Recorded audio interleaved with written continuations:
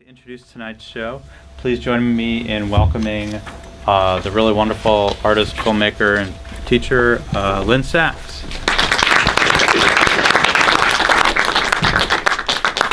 Well, I am really happy to be here, and actually Adam's introduction reminded me that the first time I showed a film at the LA Film Forum was in 1991. So I was really new to filmmaking, and I was making a film called The House of Science, a museum of false facts, and it was going to get a chance to show in Los Angeles, which was a first for me. And it was a 16 millimeter film, and you can't rush a 16 millimeter film. Unlike digital, where you could just spit it out of the computer, you have to use a lab and get an answer print and finish your soundtrack. And I had a screening date at the Film Forum. This was way before Adam's time, and I had kind of almost like a panic attack about it. And I was on a trip with my sister and brother, and they sent me home because they said, you just have to go home and not do anything else but finish that film for LA Film Forum, or nobody will ever be able to talk to you again. And I actually did finish it, and I said, I will not ever commit to screening a film that is not at all done for a venue, even if it is in Los Angeles. So it was very important to me at the time. And actually, one other thing I remember about that screening was that it was in a different venue, and the programmer was so worried about the cars being broken into during the screening that he left the theater. And do you remember that? Oh, yep. Good. There's somebody, and he was running around. It was like a circus. He was running around Boca downtown, yeah. Boca downtown. Yeah. He was. I don't have any idea where it was, but he was running around the theater the entire night, being sure that there were no break-ins. My car got broken into. Oh, your car got broken into. He must have been in there trying to focus, or something like that. So anyway, I really have a real passion for this place, and I love that it's on Hollywood Boulevard. It's something I can brag about to people who aren't in the experimental world but in the bigger movie world. This is where you show movies, not just films. And I'm happy to show you my short film about three heroes of mine, Carolee Schneemann, Barbara Hammer, and Gunvor Nelson. It's a just finished film. And then they're great, just wonderful filmmakers. Most of you might probably know their work, and some of you don't, but you'll hear a bit about them in a 9-minute movie. And then I'll show you Tip of My Tongue, which is a very personal piece, and also something that allowed me to talk to other people who've lived sort of shared experiences. And I have two people who worked on the film here tonight who will come up afterwards, and we'll all answer questions. So thank you for sharing the evening with me. You want to no, you go dive in on so for Carolee, at what point did you know that you picked the question with all three of them you chose to include a story of an early involvement with the camera? Mm-hmm. When did you choose that as your parallel moment of storytelling for that? Well, so this film was essentially created in a backwards way, and that was that over the last 3 years, I realized how important certain people in my life had been to me, and how influential they had been, and that how much I valued their friendships. And that was the case with all three women. So I had known, the first filming was with Gunvor Nelson, and she had been a teacher of mine at the San Francisco Art Institute, and she is an extremely important figure in avant-garde film in the United States and internationally, better known on the West Coast than on the East Coast. And so she had been gone from the US for about 20 years, and I was talking to my husband Mark, and I was saying I missed her, and he said, well, you should just go visit her. And so she's in her late 80s, and she see her now. And so I went to visit her, and I stayed with her in her home for 3 days in Christinehamn, and we shot film. And then the story, but we didn't record. And then the story with Barbara Hammer was that on her 70th birthday, she's now almost 80 or 80, so a long time ago, I gave her a gift, which was I would shoot film with her. And it just took us a long time to organize it, and we finally did, but she's had some health challenges, and so it was sort of in between therapies that she was receiving. And so I did that. And then Carolee, I have known on and off since the early 90s, so we had decided to spend time together. And I went to visit her, and I did not record. So no recordings had been done at all. I just had this footage. And then I said, wait a minute, why is it I've been filming with these 3 heroes of mine? Maybe there's a relationship that I could create. And then I said, there's only one question that I could really ask. Why the camera? And so that was the question. And I did not go back to Sweden actually to record with Gunvor, but I asked someone who lives in Stockholm, where she was going to be briefly, if he would record with her. And so that's what happened. And it was kind of, in some ways it's liberating, because I didn't go with this plan that I was going to try to explain something about their work or their influence. It was just that question, because sometimes I ask it of myself.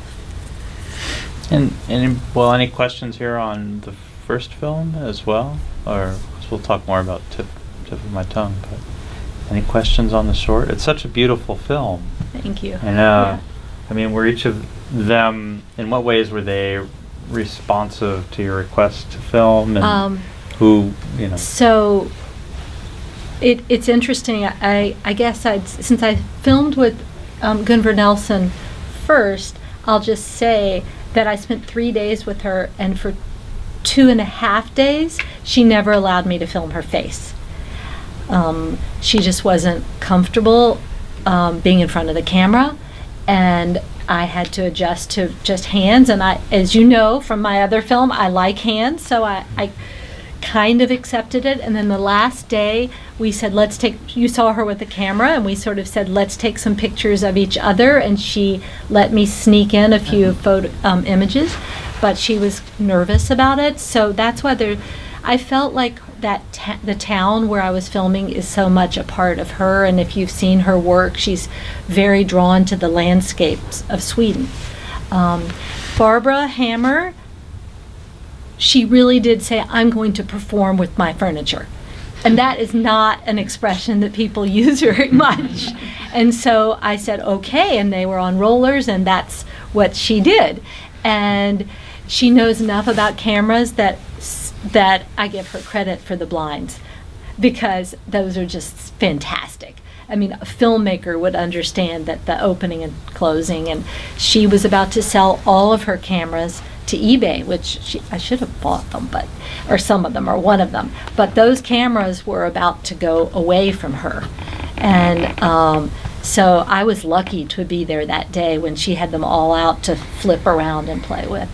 And then Carolee, if you've seen her film Fuses and other works by her, her home is very much of her. All of them, home is that way. Home is like really a place of, I wrote in the description, grounding and spark. And so that's, her home is a very old, it's like a 17th century home. And it really hasn't had very much renovation since that, ever. So it has a very old and open and airy feel to it. So any other questions about Well, that? I'll ask one on that one, but Yes. which will also go into thank the you. other. But of course, when you want to try to do a portrait of somebody and not have it be sort of a standard way of a portrait film, or maybe it is, but in what way do you try to think of it or approach it?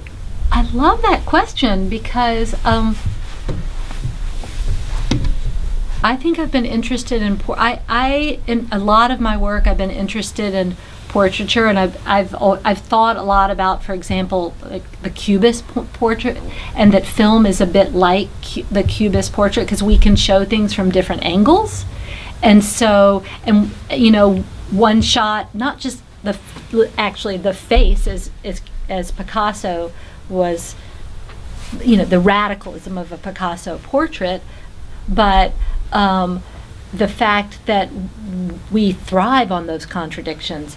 So in a lot of my other work, I've kind of allowed for that, and that you don't know how you feel about a person.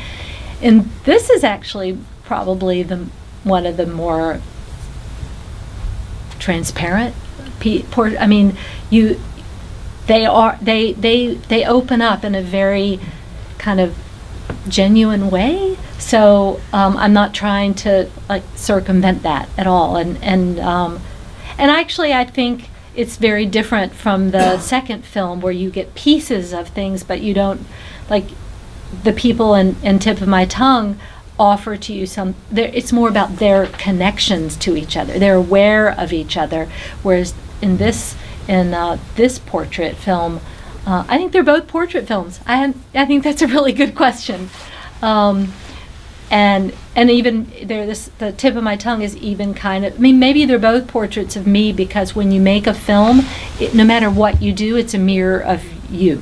Like maybe that's the nature of personal filmmaking, because those choices are yours. Your fingerprint is there. People always, we still say that, even though in the digital world the fingerprint isn't, but we still kind of wonder, where's my fingerprint? And then I guess now we can also, transfer over to Tip of My Tongue if Elizabeth wanted to join us as well. Elizabeth, will you come down? But so as you work your way down, as Elizabeth comes down, but tell me how you originally even decided to take on this. Oh, I will. Okay. Let me just introduce. This is Please. Elizabeth Newman, and she worked with Ilya Abulkinov. I hope my pronunciation is good, on the graphics in the film, and they live in Los Angeles. So I sent them the poetry that I wrote, handwritten, and that gesture. And I showed a film last night, A Year in Notes and Numbers. I'm very interested in mark making, and then they took all of that and built it into the images, and actually made a lot of like I gave them the chance to pick certain phrases, so it was more internal than you might think. It wasn't just how do we represent this graphically.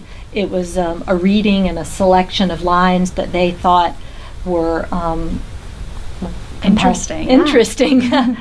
So thank you for being here. Oh, thank you. Yeah, it was a great project, and I think just to say a couple things, Ilya obviously really wishes he was here, but he has the flu.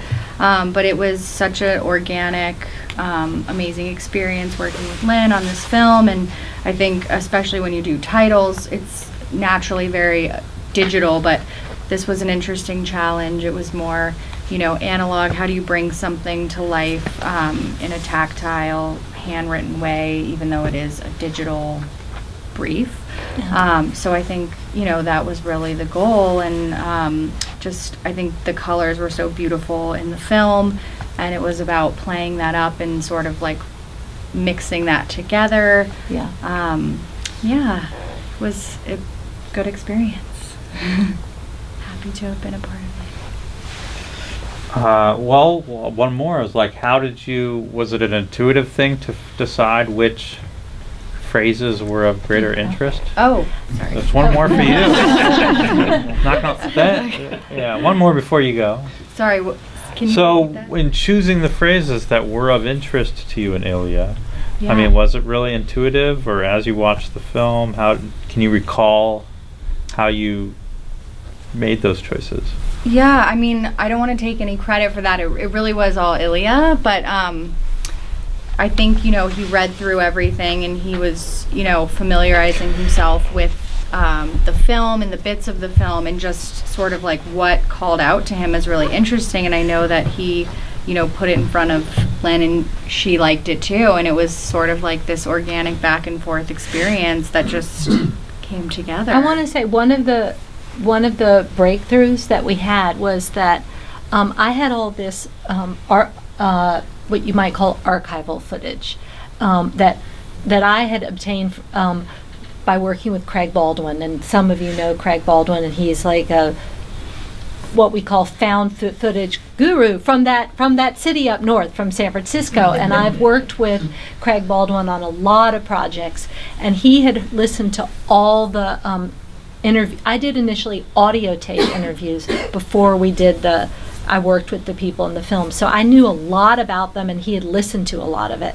And then he pulled footage, like if it was related to the revolution in Iran, that was maybe more what you would call archival, but then there was other material like the girl swinging that had nothing really particularly to do with any one event, but was period related. And then I really was having a horrible time working with the material, because I don't like working with the archival material that's just an illustration. I needed to get into it and dive through it. And so we started projecting the footage on a 16 millimeter projector, the original footage on a wall, and then playing with prisms. And so fragmenting that. And I don't know if I'm right, but I have a feeling the fact that you saw little pieces of things and that the image was more broken up probably spoke to Ilya more than if I just said, here, I have some archival footage and Kennedy's face is there, and also he's Russian, so none of it didn't mean that much to him anyway, historically, because most of the material is American, and it's just like it wasn't necessarily so familiar. So I needed to create a kind of visual energy that had fissures rather than just worked as history. So that was one of the ways we worked together. Yeah. Yeah. I really enjoyed a lot of the setups you did with the participants speaking to each other. But some of them were, you'd have people in a room and you'd be shooting them from, fairly conventional angles. But then you'd be looking down and two people would be laying on the floor with their heads next to each other. How did those come about? Are you controlling that completely, or do you give them freedom, or what's the... So, like I said, and I've done this on another film, my film Your Day Is My Night. So I initially did audio interviews that asked the same question to all 5 people, and I asked them to choose 5 moments from their lives in which something out of their control, it could be an event out of their control, it could be something that racked the whole world, or it could be something in their town, or it could be like a condition that had affected the society or their community, whatever, or it could be just something that like affected their bodies, but it was out of their control, and how that intersected with something, their personal space, their reactions, their what was that crossover between the public and the private. So but I couldn't use all the material, and I spent 2 years. I talked to more people than you actually saw here, and then I started to see relationships between what they said, and then I set up the day, and actually anybody I had interviewed could be in the film, but some of them, like one woman really didn't even get what I was saying, and for her, a milestone meant, well, this was the year I went to high school, and this is the year that I got married, and she didn't really understand, so I'm really happy that she couldn't come that weekend. But everybody else, pretty much got it. And so, but I actually, I wouldn't say storyboard, but I drew out every single scene in the film, and they didn't know exactly what they would be doing, but I told them, for example, they needed to wear certain colors. I had a palette, and it was kind of, it was a little bit like being in a performance or a choreographed piece. And I've found that if you ask people to have a wardrobe, they feel like they're doing something more kind of professional. This matters, what I wear. I'm part of the whole, a gestalt. So I had a picture of a man and a woman on the ground, and I knew that's how I was going to shoot it. And they were a little bit, flipped out by it, but that added to the theatricality of it. And it also, we could do a few takes because it wasn't that I had scripted anything, but I knew what they were going to talk about. So I knew what how it would, and so often in documentary, the idea, I don't know if you'd call it documentary, but the idea is the first time is what matters. And for me, it was more about the intersections between different people's lives and how that could almost sculpturally happen. Like the three people who sit with their backs and then they move. And I said, think about musical chairs. Think it's not important that you're responding to each other the whole, in every scene, I had 2 camera people, and I always said the listener is more important than the speaker. So that's like the opposite of what they'd ever done before. And because I wanted a connection with you all and with me, I'm the listener and you're the listener. So everything was kind of like the opposite of what they thought it would be and what you might, So those were some of the scenarios. Yep. The scenes that you're speaking of, when I watched them, they seemed like they were exercises in memory stimulation, or it didn't seem like it was set up. It seemed like they were laying there and they were kind of stream of conscious speaking. Well, it was both, because they could certainly improvise. But for example, I'm thinking of there's a man across, Shep. He told the story about the ring. I knew that story. I loved it. He was shocked I thought that's a really interesting way to look at the Martin Luther King story without, to find pathos, but not just to focus on the tragedy or the heroicness of it, but to look at it from the perspective of a child, the way a good novel can do. And so I just said, could you tell me the story of the ring? But I did know the story already. So otherwise, I don't think I could have built the tableau. And a lot of it is I like to play with mirrors, so that he didn't really understand that we were shooting him through a mirror and the door is moving the whole time because there's a mirror on that door.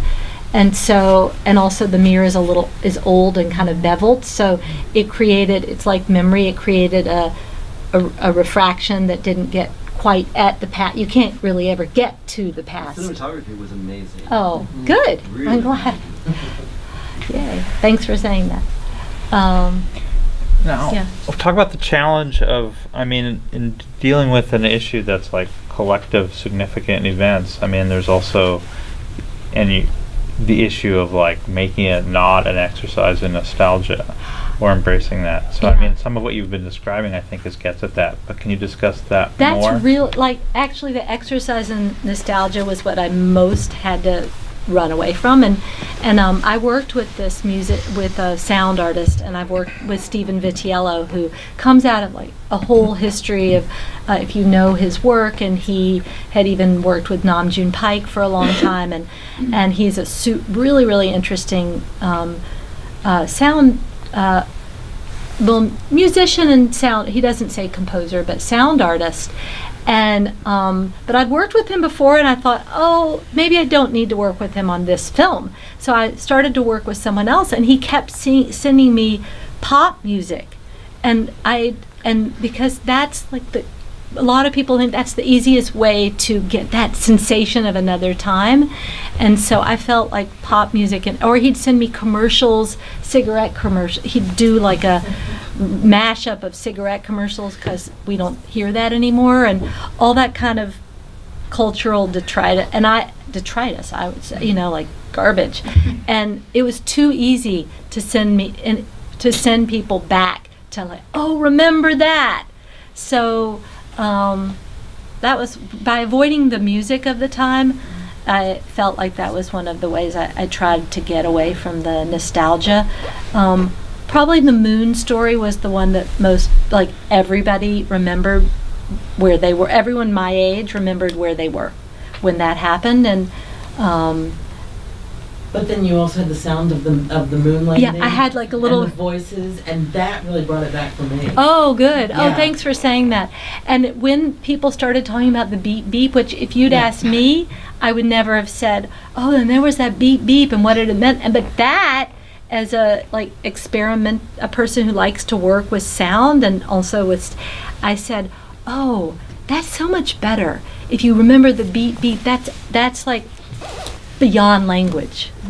That's something that could trigger, not necessarily nostalgia, which I'm not absolutely against nostalgia, but and actually I will talk about, since you brought up nostalgia, I will say that Hollis Frampton's film Nostalgia, some of you have seen it. It's like a really kind of one of the great structuralist films of the 70s, where he has someone remembering throughout the film. It's a game where you are remembering a photograph you saw in the previous scene, and people are talking, the person, the voiceover is talking about the photograph, but they never give you the satisfaction of having it. And I'm not a structuralist filmmaker, but I tried to create that kind of riff. And it's funny that he called that film Nostalgia. So it's both a recognition of it and a rejection. Back to your film, though. Yeah. The Anita Hill, where the voices went away, and then you heard the sounds of murmuring. That was effective. Well, That was really effective. Oh, thank you. That's probably that's the place where, image-wise, we'd use C-SPAN material, and it's one of the few places. I mean, we really delivered the hearing. The Anita Hill hearing was there because I was working with an editing assistant who's at the time she's 27 now, but while we were editing that, she was 25. She had no idea who Anita Hill was. So I needed to think of, and that's like a little bit of the side of me that says it's unfair to try to expect pathos if you don't deliver anything that's a context. So I'm always just trying to decide that in my work. So I thought, this is the place where I'm going to actually provide that. But the sound, we gave just enough. I mean, and now it's strangely so relevant with the Me Too movement. Yeah, I mean, Anita Hill was a force that led us. Just now we're catching up 20 years later, but the way, I wanted to think of a way to work away. Well, you wouldn't remember the words, but you'd remember her tone, and you might remember her breath or your own breath. And so I wanted to, I come back to this writing that I did, not back then, but in as I was trying to remember it. So I'm glad that section spoke to you. Because I was worried that people might say, oh, but that's not respectful to Anita Hill, but I thought it was more internal than just... Because everything was about the expression on her face. Yeah. That's what I thought, too. And you might remember her dress more than you remembered because of the blue and compared to the rest. And I actually didn't remember how few women were there, you know. And that's just C-SPAN material, so that's just... cameras on tripods, kind of probably, I don't know, capturing it all. Go watch it all right now, all of you. Yeah, you can. It's Watch it. available. It's just on the C-SPAN archive. Yeah, and you don't even need permission, or you don't have to pay for C-SPAN. It's pretty fantastic that way. Yeah, not that I would have, but yeah. Was there a question over there? Oh, here, yes. I really applaud you for your great effort to avoid what could have been a lot of static talking heads. And you put a lot of work into that, and the camera people had some really tough setups to keep everybody focused and all that. Yeah.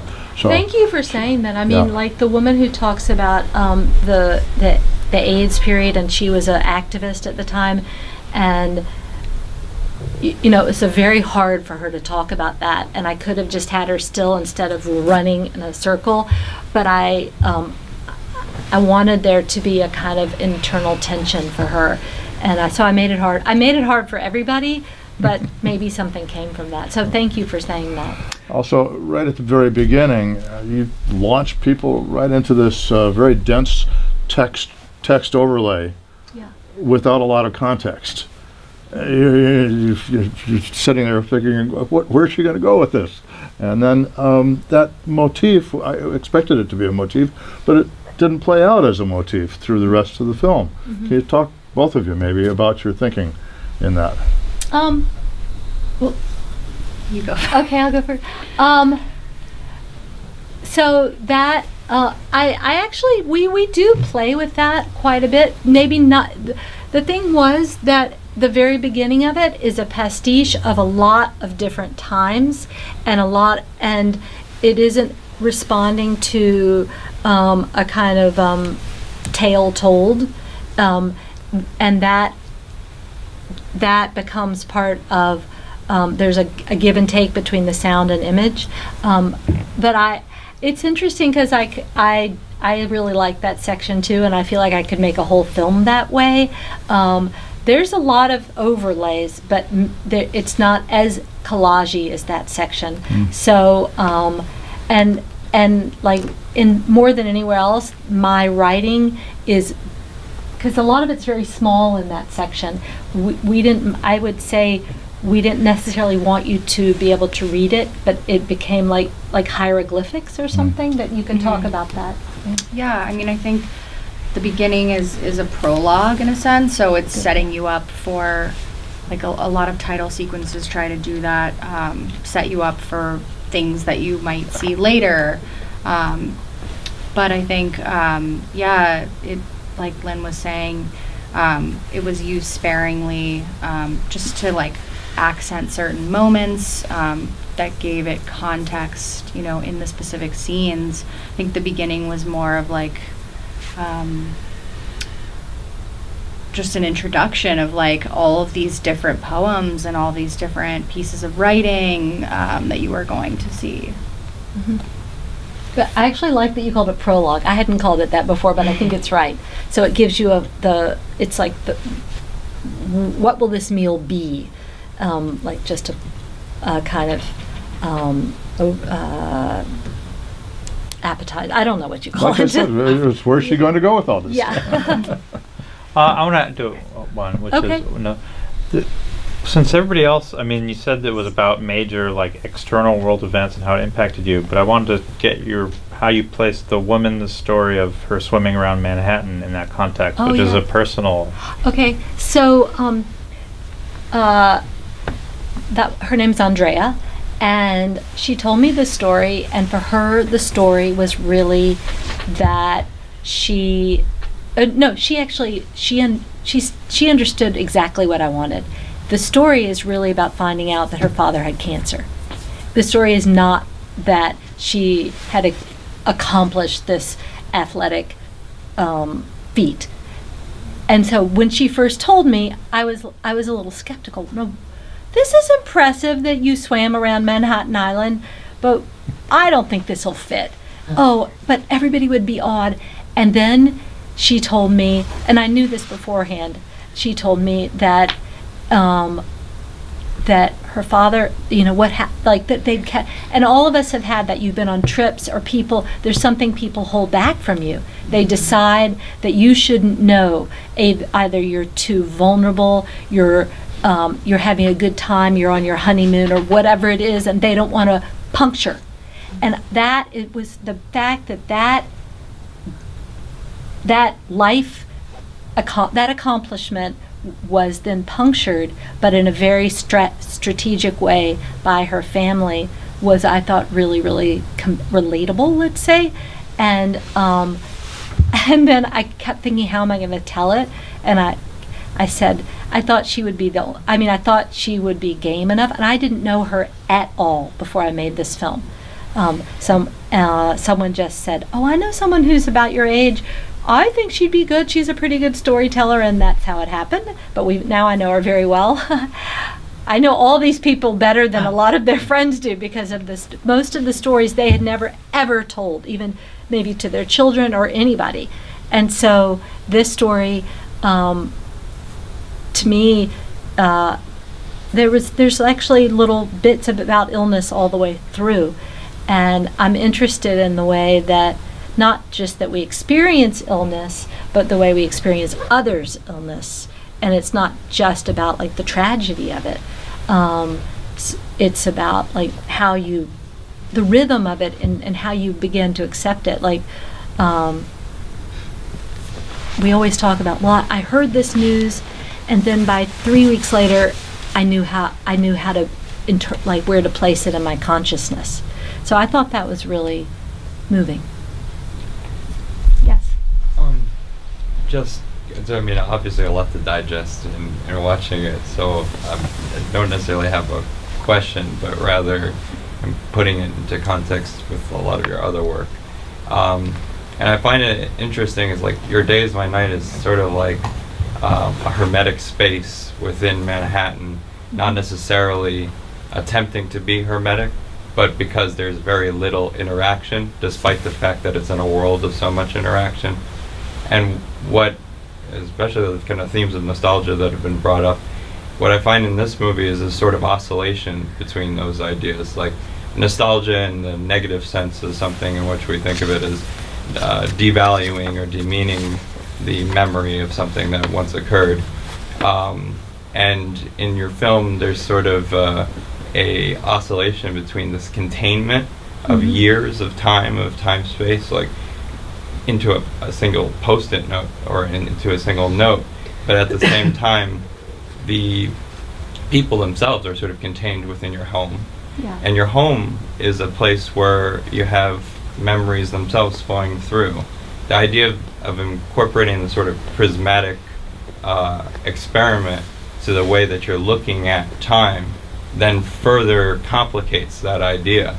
So despite the fact that we as individuals attempt to sort of create our own enclosed hermetic self, you know, I think the beauty of the film really is in its sort of way that all of this information flows out. Like the beginning, the confusion of all the signs, which you have in a lot of your work, it's not to say that there isn't saturation of meaning there, but it's to say that essentially it becomes almost too overwhelming for one entity to absorb it all.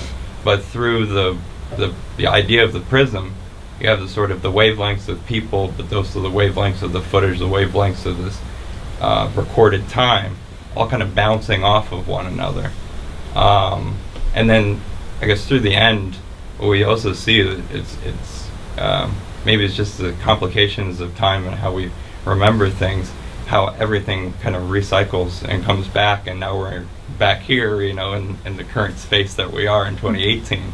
I find what's interesting most is you punctuate the film with 2017, and we see on an Apple too, of course, in New York, and we see how much 2018 has already lent us another level of context to everything that's going on in the movie. Yeah, I think it's just, what's brilliant about it is our ability to enter in and at the same time be completely confounded by all of these memories we might not know but are attempting to feel through these other people.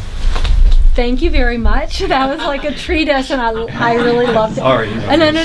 But I just want to say I've been interested in like how that play between the hermetic space and the porous space for a long time. And when I was doing research for this film, I actually went on Facebook and I asked people and you might know this, but I asked people to tell me any film they've ever seen that was pretty much shot in one house or one room. Yeah. And 85 people wrote me. I have a very good list. Anyone can write me for it. It's excellent because it goes from Michael Snow experimental to Polanski to Narcissa Hirsch, who she made a film called Workshop, and so it's Fellini, you know, there's Buñuel too. That's right. Buñuel, yeah. So there's Buñuel for sure. Yeah. So it's just been, it was, it made me, Fassbinder, it made me watch all these movies and think about, well, actually, I'll tell you something funny, but it's related to California. So Morgan Fisher, who's one of the most renowned experimental filmmakers, and he lives in California. Does he live in LA? Yeah, he comes to shows regularly. Okay, well, he's not here now, I don't think. No. I don't know. I've never met him. So I had my list, and then I gave it back to people, my friends on Facebook. I said, here are the 85 films that were recommended. He went through each one, and for example, he said, well, Repulsion by Roman Polanski, there are scenes outside of the house. And that one doesn't count. And I said, well, I'm just doing this for my own edification. I'm not really creating a purist list, that's absolute. And so that was like kind of a funny thing. But I actually thank you so much for that. I wanted that interpretation. I'll say the shot that I feel answers that most literally, and it kind of comes from, for example, Letter from Siberia, Chris Marker's film. You show something 3 times, but it's not the same footage. But the woman, Sholay from Iran, we had shot it 3 times, but it's not exactly digital. You could repeat. We did not repeat. She repeated. And each time she opens the window, and the window was kind of a theme about, is this a hermetic space, and when do we let other things in? When she opened the window, sometimes she actually heard Tehran coming through. And that's what you can do with cinema, like I was saying. You can make something into what it's not. Another time she opened it, and she heard kind of tough guys on the street in Brooklyn. That wasn't really what happened, but that's what film can do. And the third time was an ice cream truck, and that was the actual sound that she heard and we heard when the window opened. So there's a way that in film you can change time, and you can refer to other spaces and other universes, and also what's the time space in your own head. That was the moment that stuck with me. Oh, most from good. that part, absolutely. I mean, you puncture the film's reality in order to show it back at itself. So really Now I have one last, but then we Okay. have to wrap up in this space, which is, how did you come to pick the last story in the film to be the last? Okay, well, I'll say something about this. When you make a film like this, and any kind of film that has writing, you're always trying to figure out tenses. Like, do I write this in the present tense? Like when I wrote the poems, I'm writing it as if I was 6 years old. So do I write that in the present tense? I made the whole film in the past tense. Then I switched it all to present, because you want there to be a presentness for the viewing. And like anybody who's written for like what you might call voiceover, narration, like what is it that keeps people involved and it doesn't feel closed from the first frame? And so the reason I included the healthcare, Obama, that is not, it's just, it actually happened around the time I'm 56 now. So that the poems that I used were it was around the time that I turned 50. So that's like literally the answer. But the other thing is that sadly, pathetically, the fact that it isn't resolved. And in fact, to the very last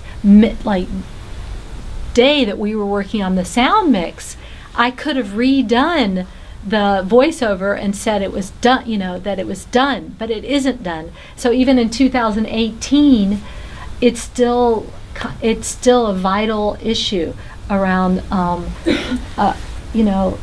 what we might call national health care, or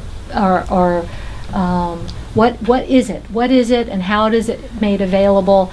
And I had a friend at that time, and that was a true story. She forgot to pay her bill, like we all have, and I liked that was so prosaic. It's like grand and prosaic at the same time, and small and regular. So, well, I can answer other questions outside, but I want to thank you all for coming tonight. Thank you very much.